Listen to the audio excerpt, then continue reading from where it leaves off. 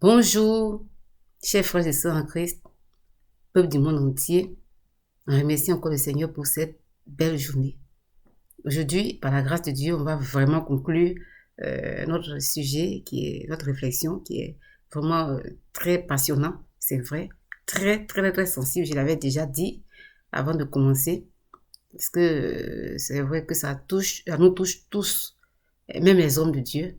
Et je me suis toujours excusée auprès d'eux, certains hommes de Dieu, de toutes les façons. Ce que j'ai dit, euh, j'ai parlé de certains hommes de Dieu, mais en général, auprès des hommes de Dieu, je tiens à m'excuser.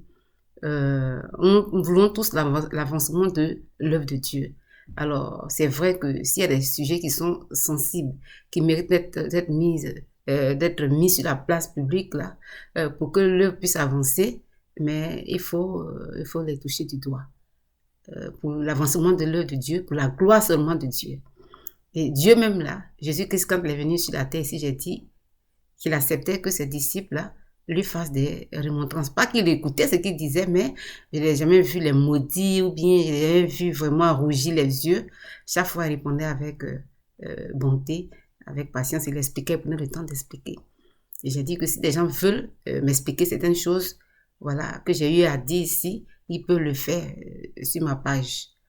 Et on a vu la tenue vestimentaire qui représente l'extérieur du chrétien et l'attitude du chrétien, mais l'attitude, le comportement vient d'abord du cœur de la tête du chrétien.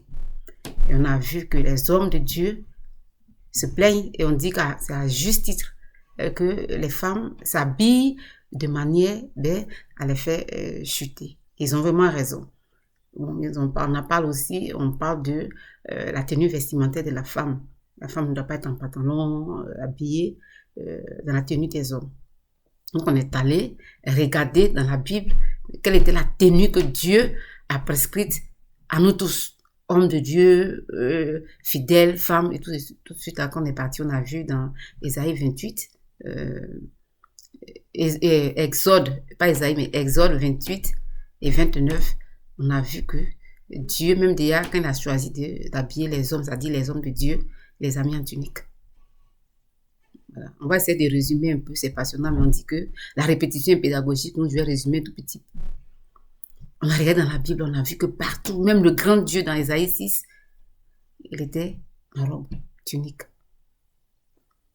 Le manteau de Joseph, tout le monde le connaît. On a vu manteau, on a vu tunique, on a vu robe, mais c'est la tunique.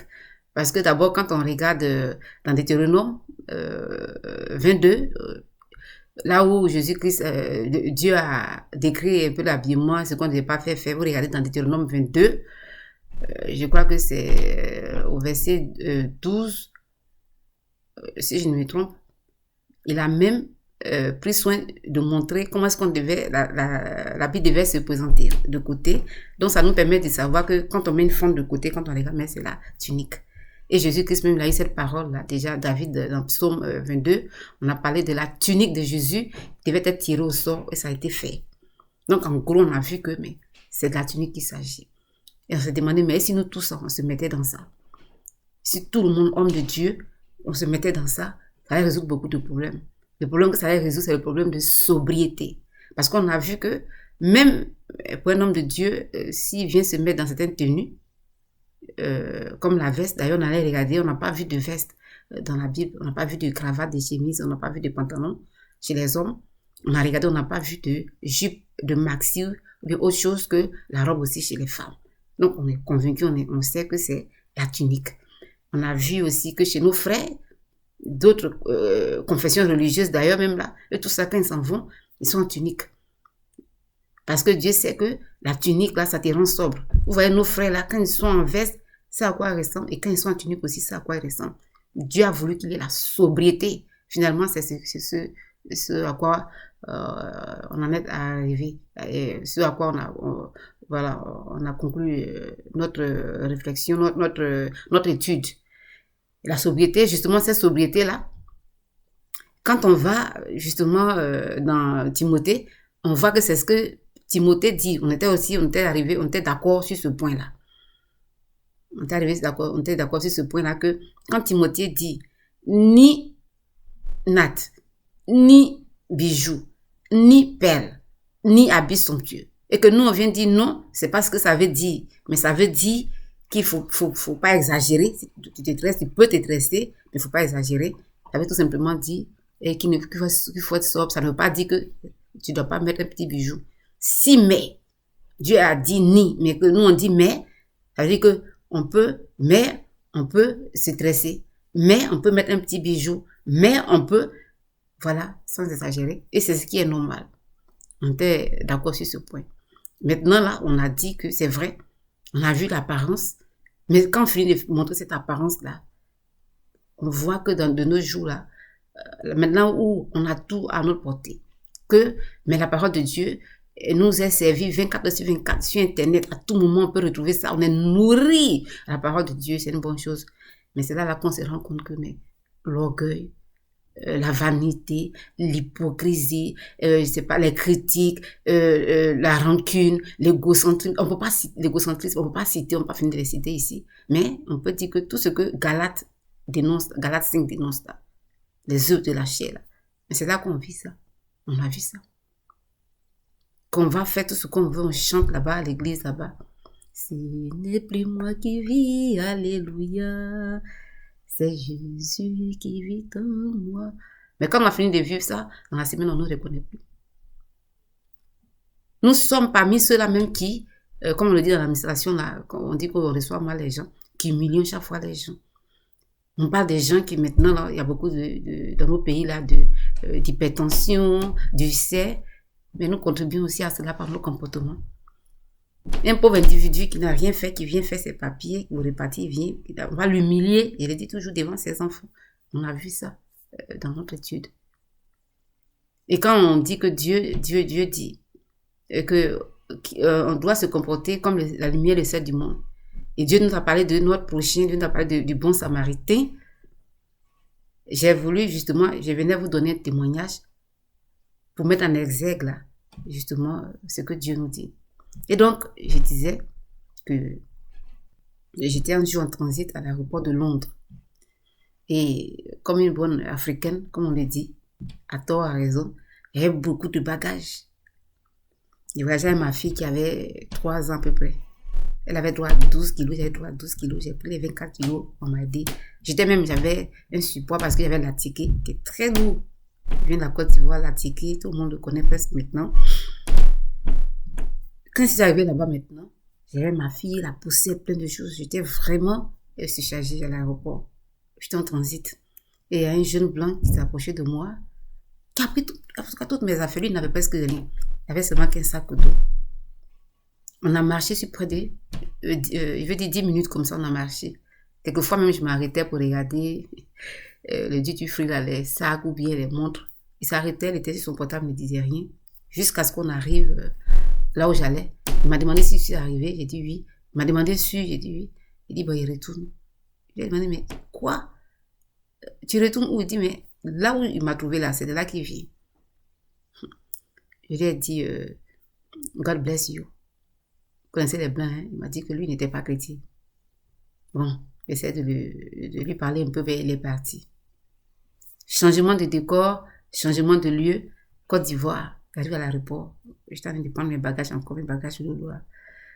J'ai salué quelqu'un, un blanc, avec qui j'ai parté aussi à l'église. Je n'ai pas dit le nom de l'église. À Cocody. Il ne m'a pas répondu. Je l'ai encore salué, il m'a répondu négligemment. Alors j'ai déposé, j'ai pris mes bagages, j'ai enlevé ça sur le truc là. Puis je l'ai salué, j'ai dit, mais on va à l'église ensemble. À Cocody. Il a sauté un peu, s'est excusé. Voilà, quand on vient à l'aéroport, ici, souvent on t'emmerde, il y a même des mendiants, quelquefois, qui viennent mendier. Il n'a rien dit. Peut-être que j'avais la tignasse d'une mendiante, il ne me voyait pas dans un miroir. C'est ça. C'est ça. Le bon samaritain. Un autre témoignage encore. Quand Dieu dit que quand on fait du bien à autrui, c'est à nous-mêmes qu'on fait du bien. Une fois, j'allais sur le pont Général de Gaulle. Ceux qui connaissent la Côte d'Ivoire. Ce pont-là, quand tu le prends, si tu marches, c'est pas parce que tu aimes faire le sport, c'est qu'il y a un problème. J'allais passer un concours professionnel et j'ai vu un corps habillé qui marchait. Il faisait très chaud, autour de 14h, 15h par là. Moi, j'étais presque en retard. Quand je l'ai vu, je me suis dit que peut-être que lui aussi partait à ce concours professionnel-là. Donc, je me suis arrêtée et je l'ai pris. Effectivement, il y allait. Les gens le dépassaient. On est parti. Bon, après, on s'est séparés. J'ai oublié. 5 ans après, je vais dans une administration. L'administration, quand tu vas, quand tu ne connais personne, ne te regarde pas. Quand tu n'as pas d'amis, bien de frères en Christ.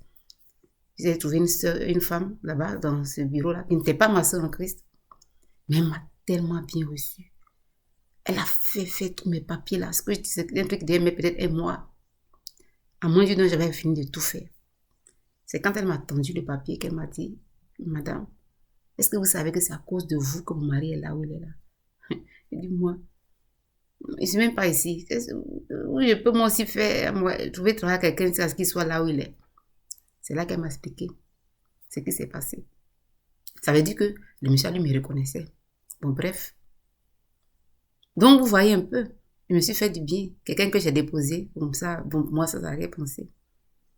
Je suis sûre que même quand il était là-bas, qu'il marchait là, il y avait des chrétiens qui étaient là, qui l'ont vu. Des chrétiens même aussi qui partaient passer le concours, je dirais. Tout droit. Moi, je l'ai fait vraiment sans rien penser. Mais c'est pas la meilleure. La meilleure, c'est que à ce même endroit-là, presque, je vais dire, presque à ce même endroit-là, presque à la même heure, autour de 14 heures aussi encore, 15 jours, des années plus tard, je vais dire même 10 ans, 15 ans plus tard, je me souviens plus trop. Un jour, je vais justement voyager, j'allais rapidement faire une course à Trècheville. Comme toutes les femmes, je partais chercher des habits avant de prendre mon vol. Dès que je prends, comme je l'ai dit à le pont, ma voiture s'arrête. Soudainement, j'ai une panne. Tout de suite, en tant que chrétienne, j'ai prié. J'ai fini de prier. Je vois 4 solides gaillards qui s'approchaient de moi. J'ai dit, mais ça, le Seigneur a répondu à ma prière. Si on a besoin de pousser ma voiture, mais ils vont le faire pour moi. Au moins, ils se sont approchés. Moi, je m'apprêtais à sortir. Il y a un taximan qui s'est arrêté. Il avait à son bord un client. Le client a demandé à ce qu'il s'occupe de moi. Ils sont restés là pendant 30 minutes. Mais ces 4 solides gaillards-là, ils tournaient autour de la voiture, ils n'ont rien fait. Ils se sont arrangés jusqu'à ce qu'on a vu que mais c'était mon radiateur qui n'avait pas d'eau. Le nom des femmes. Mais je vous assure que depuis ce jour-là, j'ai même appris comment est-ce que on monte un pneu. Hein. Parce qu'on dit que nous, là, quand on démarre la voiture, que ça démarre, on s'en va. Donc, bref, ils m'ont aidé. Après ça, ils m'ont escorté encore jusqu'à ce que, pour ceux qui connaissent la Côte d'Ivoire, quand tu descends, quand tu vas après le pont, il y a une station d'essence qui est là-bas. C'est là qu'ils m'ont laissé. J'ai dit merci au monsieur, au client. J'ai même pris son nom, il s'appelle Monsieur Amon, un chauffeur de taxi. Mais je vous assure que, voilà, ce monsieur-là, je suis sûre que si c'était même un chrétien, il avait sa Bible en main, peut-être il allait dire que lui, en tout cas, il est pressé, s'en va à une étude publique ou bien à une réunion de prière. Il n'allait même pas s'arrêter, ou bien si s'arrêtait, c'était pour quelques moments. C'est mon chrétien. Mais le monsieur, là, il m'a aidé, Dieu l'a envoyé pour m'aider. Dieu l'a envoyé. Là où moi, j'ai prêté mes fautes à quelqu'un, il y a des années de cela, au même endroit, Dieu m'a envoyé des gens pour m'aider. Et les 4 individus, là, justement, j'ai appris plus tard qu'il y a des gens qui restent sur le pont, là, pour agresser les gens, c'était des brigands. Les voitures tombent en panne souvent, là. Mais ils dépouillent les gens, mais ils leur font encore autre chose. Donc, vous voyez un peu que quand on fait du bien à quelqu'un, c'est à nous-mêmes qu'on fait du bien. Et je disais que on va à l'église le dimanche et puis le lundi, on ne nous reconnaît plus. Mais maintenant, là même, c'est dans l'église même que tout se passe. Les critiques, les moqueries, les querelles qui n'ont pas lieu d'être. Je me rappelle, comme je l'ai dit, j'ai fait quelques églises quand même. On avait une sœur en Christ avec qui on partait à l'église. Elle, là, quand elle vient, puisqu'il faut s'attacher les cheveux. Quand tu t'attaches les cheveux, qu'elle vient voir et qu'il y a un grain qui soit, elle va prendre le temps d'arranger ça bien. Il ne faut pas qu'on voit, voilà, les cheveux, il faut te voiler. C'est tout. Si elle pouvait me prendre un instrument de musique, quand elle vient comme ça, elle regarde ma chérie, ma soeur, ta robe n'est pas assez longue. Je dis jamais bonjour à quelqu'un. Quand elle vient à l'église, elle a le cou tout droit, voilà, elle regarde l'autel.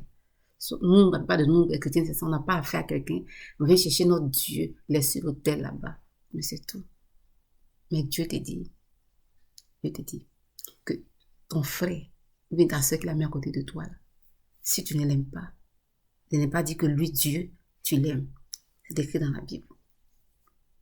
Dieu te dit, oui, ton frère, comme Abel ou bien Caïn t'a mis près de toi, là, ton frère, si tu ne lui pardonnes pas, il dit ses fautes, lui aussi, il ne va pas te pardonner tes fautes. C'est écrit dans la Bible. Voilà. Parce que la Bible, là, c'est un package. On ne prend pas on ne paraît pas, puis les trucs qu'on ne veut pas faire, on ne peut pas laisser, on ne veut pas le faire. C'est ça la parole de Dieu. Je l'ai dit dans l'église. Qu'il y ait des différences de doctrine, je veux dire, le temps de Corinthe, il peut comprendre. Ça, je comprends. Mais parce que un frère ou bien une soeur à voyager, t'as pas dit, ça, on va prendre ça pour faire des histoires. Ou bien peut-être qu'elle t'a vu, elle t'a pas dit bonjour, bon. Toi aussi, il faut dire bonjour à ton frère. Les blancs même ont dit bonjour. C'est déjà une bénédiction. Tu vois ton frère, ou bien ta soeur, faut dire bonjour. Bon, mais c'est pas grave. Peut-être que le frère aussi t'as pas vu, on a tellement de problèmes. T'as pas dit bonjour, on fait pas là avec ça. Ou bien peut-être que ton frère a invité quelqu'un, ou bien ta soeur, tu as entendu qu'elle a une invitation, tu n'as pas invité. Peut-être qu'elle n'a que 4 chaises. Elle dit, bon, prochainement, elle va t'inviter, que tu apprends ça. On fait des histoires avec ça. Non. Une fois, j'étais dans une église, là, et il y avait déjà des trucs qui se profilaient à l'horizon. Je me suis approché d'un homme de Dieu, un grand homme de Dieu que je respectais, que je respecte. Je lui ai dit que moi, en tout cas, je n'aime pas parler, je n'aime pas les histoires. Je croyais que cet homme de Dieu-là me dit, mais ma soeur, mais c'est ce qui est bien, il ne faut pas faire palabre dans une église. Mais non. J'en ai eu pour mon grade. Je faisais même l'objet de ces prêches, maintenant. Pourquoi j'ai dit je n'aime pas palabre? Mes amis. Mais je n'aime pas palabre. Vraiment, je n'aime pas. Je suis née dans une famille de polygames. On a été nourris à la source de palabre. On a dit, notre petit déjeuner, notre dîner, là, c'est palabre. Quand c'est comme ça, là, quand on grandit, on a 2 réactions. Soit on continue à dire qu'on a ça, c'est ancré en nous. Ou bien alors, c'est comme du caviar, ça nous sort par les pores. Et Dieu nous a fait grâce. On a pris le côté. Nous sommes tous, je peux le dire, des pacifistes. Une fois, mon frère me disait que, même ses élèves, les enseignants, quand ils se comportent pas bien, qu'ils leur crient dessus, leurs amis se moquent d'eux, après ils sont frustrés. Il se sent humilié. Après, lui-même, là, lui, le professeur, après la classe va le trouver. Il se sent pas bien. Il va lui demander pardon. C'est ça, l'humilité. Faut pas humilier les enfants des autres. Ce que tu n'aimes pas qu'on ne fasse pas le faire aux autres. C'est ça, c'est comme ça qu'on a été, tous, on est restés. Mais il fallait que je dise que j'aime pas là. Je n'aime pas. Quand c'est comme ça, je dis, bon, mais quand on va arriver au ciel, là-bas, on verra. Si j'ai eu tort de ne pas faire ce palabre-là, ou bien de le faire avec mes frères. Mais j'ai pas attendu, j'ai pas arrivé au ciel. Récemment, là, je faisais une étude biblique avec mes enfants. Je voulais leur enseigner le livre des Proverbes. Je regarde dans Proverbe 17. On dit, mais si tu es dans un endroit où il y a les querelles, là, Proverbe 17, mais il faut fuir, il faut quitter là. Je dis, yes. Je continue encore dans Proverbe, on dit, mais celui qui aime les querelles, c'est qu'il aime le péché. Il crie Alléluia. Donc j'ai bien fait de m'éclipser alors. C'est ça. Mais Dieu demande aussi qu'on pardonne. C'est très important. Ce pasteur-là, j'ai appris beaucoup de choses auprès de lui. J'ai appris des choses dans ma vie. Il y a beaucoup de pasteurs qui savent enseigner. Parce que là, j'ai un pasteur qui enseigne très bien aussi. Mais il ne faut pas prendre toujours, prendre les mauvais côtés des choses. Non. Ce que j'ai appris, je pense ça. Je laisse l'autre là. Bah, ça, c'est à Dieu de voir. Il faut apprendre auprès de lui. Dans la vie, il faut pardonner. Il ne faut pas rester là. On parle d'amour. La parole de Dieu, c'est ça. L'amour entre frères. Dans l'église primitive. Vous voyez que si Dieu a puni, mais il a tué Ananas et sa fille, là, c'était à cause de ça. Il y a des gens qui sont là, que Dieu a béni, il a élevé. Parce que Dieu a dit que celui qui a fait le pauvre et le riche. Ils sont là, ils vont, sur quoi ils vont s'attarder, c'est de voir si tu es là, tu es rec. S'ils ont de l'argent, ils vont jamais partager. Non, Dieu n'a pas dit ça. Si sa fille là, pourquoi ils ont voulu tricher? Si tous avaient 10 000, avec que tous les apôtres avaient ça, elle serait venue, on prend 10 apôtres, Dieu par 10, si partage, c'est pas égal, C'est parce qu'ils en avaient eu beaucoup qu'ils ont dit que ils ne voulaient pas partager, ils voulaient cacher ça. Mais Dieu, c'est ça. Il veut qu'on partage tout. C'est ça la parole de Dieu. C'est ça l'amour de Dieu. On peut aider des gens, on a plus, toi tu vas avoir 1000 francs, d'autres avoir 1 million, 1 milliard. On met ça ensemble. C'est ça. Quand on veut vivre la parole là, c'est ça. On ne prend pas un pour laisser l'autre. C'est un package. Voilà. C'est un package. On peut aider les élèves. Justement, quand on va plus se mettre à s'habiller en smoking ou bien en des robes somptueuses ou bien les bijoux ou bien tout le monde là. L'argent qu'on a là, c'est pour faire les œuvres sociales. C'est ça. Maintenant là, c'est plus ça. Il suffit qu'on soit dépouillé, qu'on paraît, mais c'est bon. Cela vient, comme on l'a dit là, cela vient. Pourquoi celle-là est comme ça, qu'elle là, elle n'est pas comme ça. Elle ne se défrise pas, mais elle prend seulement que un shampoing. Ou bien elle prend seulement, je ne sais pas quoi. On s'est rendu compte que si tu vas tu mets tes pieds dans un salon cosmétique, c'est que s'il y a un esprit, c'est que tu seras aussi touché. C'est très clair, regardez donc, on va voir. Et on s'est rendu compte que, mais c'est en toute chose d'excès que nul. Une fois, j'étais allée accompagner une soeur en Christ qui devait se marier au salon de coiffure. La dame là, lui disait que, mais elle sait comment on maquille les chrétiennes. Un peu de fond de teint. Et puis peut-être qu'on rase un peu, là, on rase un tout petit peu. Puis regardez, il dit, mais attends, tu vas raser ça, ce que Dieu t'a donné. Elle m'a fait rire. Bien, même un petit peu de crayon. C'est la même chose. Il a demandé à la coiffeuse, moi, tu me maquilles bien. Voilà, mais il ne faut pas exagérer. C'est ça. Dieu dit que tout ce qui est excessif n'est pas bon. Et Dieu ne veut pas qu'on s'attarde sur les choses de l'extérieur. Il regarde au cœur de l'homme. C'est très important pour lui. Vous regardez dans 2 Colossiens, je crois bien 2 Colossiens 18, il a parlé de ça. On s'attarde sur des choses vraiment viles et vaines. Tu vas voir un tel homme de Dieu va venir, va dire que lui, en tout cas, il ne se teint même pas les cheveux, il ne prend même pas de produits pour se teindre les cheveux. Peut-être qu'il vieillit, mais il ne veut pas, il veut rester naturel. Pourquoi un tel homme, lui, il est là, et puis mais il ne veut pas que on lui fasse une transfusion sanguine. Mais c'est un idiot. Il va te dire qu'il n'est pas idiot. Il a le sang de Jésus-Christ en lui déjà. Pourquoi est-ce qu'il a fait une transfusion sanguine? Il n'a pas tort. Lui, il va dire, mais pourquoi l'autre là, il marche pieds plats, comme on l'a dit là. Les pieds nus. Un chrétien, il marche pieds nus. Mais lui, moi, il est en soutane. Il va te dire que, mais dans le buisson, en temps, bien dans le buisson, on croit la Bible là. Chaque fois que Dieu s'est approché des gens, il leur a dit que le lieu était saint.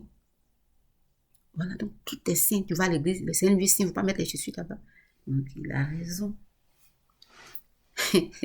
Celui-là va venir, il va dire que non. Lui, il ne se teint pas les cheveux, c'est vrai. Il ne comprend pas encore pourquoi sa femme est comme ça, dépouillée. Un pasteur, tu vas laisser sa femme avoir telle apparence jusqu'à il laisse même sa femme prêcher. C'est la femme du pasteur qui va te répondre d'abord. Elle va te dire que oui, c'est vrai. Que Paul a dit que la femme ne doit pas prendre la parole en public. Mais la Bible a dit, je le répète, je dis c'est pédagogique, Joël a dit que dans les derniers moments, là, la voix des sans-voix se fera entendre. La voix des sans-voix, d'abord les enfants. Les enfants que les disciples chassaient, n'avaient pas de voix là. Quand ils venaient même là auprès de Jésus, les disciples les chassaient. C'est Jésus qui leur disait, mais amenez-moi les enfants. La voix des esclaves. On connaît les esclaves, on connaît leur place.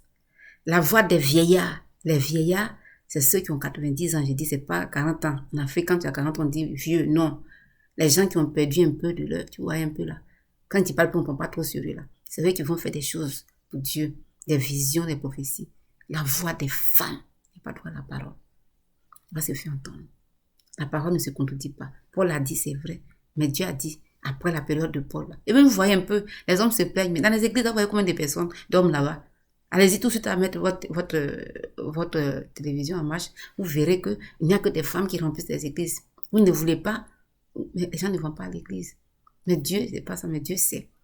La femme du pasteur va te dire que dans Galate, là, le même Paul qui parlait là, dans Galate, il dit, en Christ, là, il n'y a plus d'hommes, il n'y a plus de femmes, il n'y a plus d'esclaves, il n'y a plus de juifs.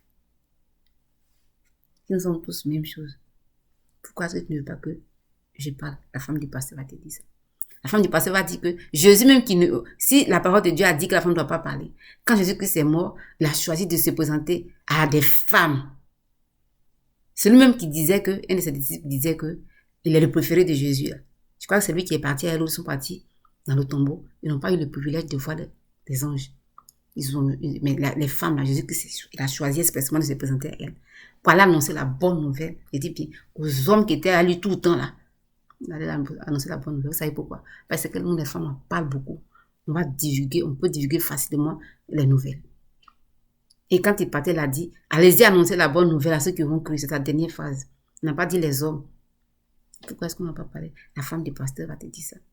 Le pasteur maintenant, il va te dire, oui, c'est vrai que je laisse ma femme s'habiller d'une certaine façon, je la laisse pas se dépouiller ou bien alors je la laisse éteindre ses cheveux. Il va te dire d'abord que si ma femme là, si elle prend soin d'elle, d'abord spirituellement et puis physiquement là, ça fait quoi? Il va te demander ça.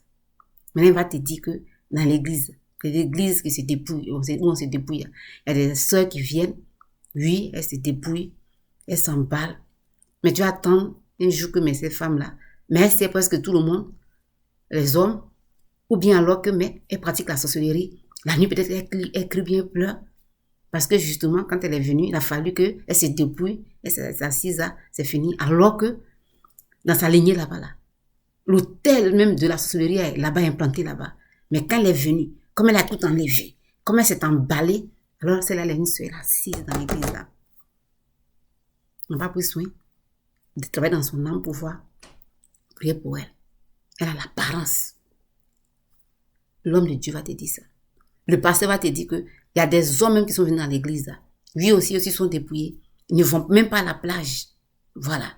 Mais tu as entendu un jour que ces hommes-là, ils sont tentés de mettre même un miroir. Quand on était petit, on voyait ça. Un miroir en bas des chaises là. Quand ils ne vont pas à la plage là, pour voir les dessous des sœurs.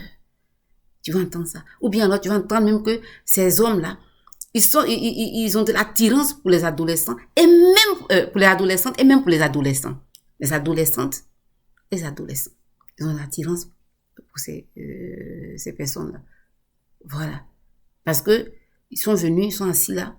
On n'a pas pris soin de travailler dans leur âme. Alors que peut-être que même dans leur lignée, comme le pasteur Mohamed Sanogo le disait là, il y a quelqu'un qui était un pervers là-bas. On n'a pas pris soin de briser ce lien-là. Il est arrivé comme il est assis. Il ne va pas à la plage des choses. Alors lui là, il est un vrai chrétien par rapport à d'autres personnes. Le pasteur va te dire ça. Le pasteur va te dire que il y a des hommes de Dieu, oui, même des hommes de Dieu que Dieu a choisi même. Mais Dieu, ils sont des hommes de Dieu, ils utilisent puissamment. Ils sont assis, ils sont dépouillés. Mais tu vas voir que ces hommes de Dieu là, malheureusement, il y a un esprit de palabre en eux. Ils vont faire du bien aux gens. Vraiment, ils sont gentils.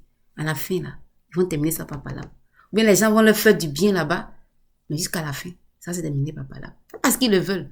Mais il y a un esprit de palabre qui le suit depuis des générations. Mais comme il est venu, qu'il paraît, qu'il est, voilà, alors lui là, il est mieux que d'autres personnes. On peut manger à la table avec lui, on peut tout faire lui, on peut croire ce qu'il dit.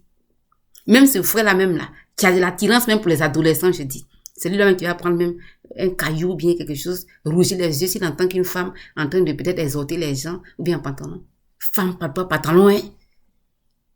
Mais il est assis sur quelque chose.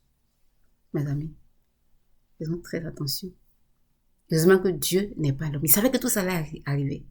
Il dit que lui ne regarde pas. Il ne regarde pas, hein. À l'apparence. Bien vrai que ça a été dit dans la Bible. Samuel l'a dit dans Colossiens, dans beaucoup d'endroits de la Bible. Il a dit. Mais si on revenait à la parole réellement.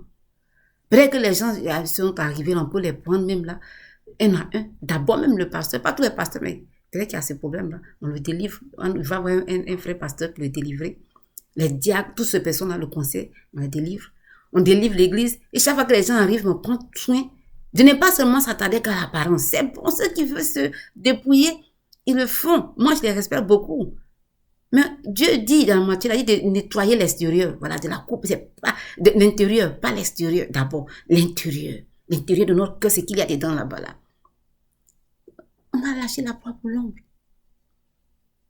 On a lâché la proie pour l'ombre. Moi, je dis que le jour où Dieu venait me parler, je venais d'un voyage. Je venais de la France. J'ai voyagé toute la journée avec... J'étais en pantalon.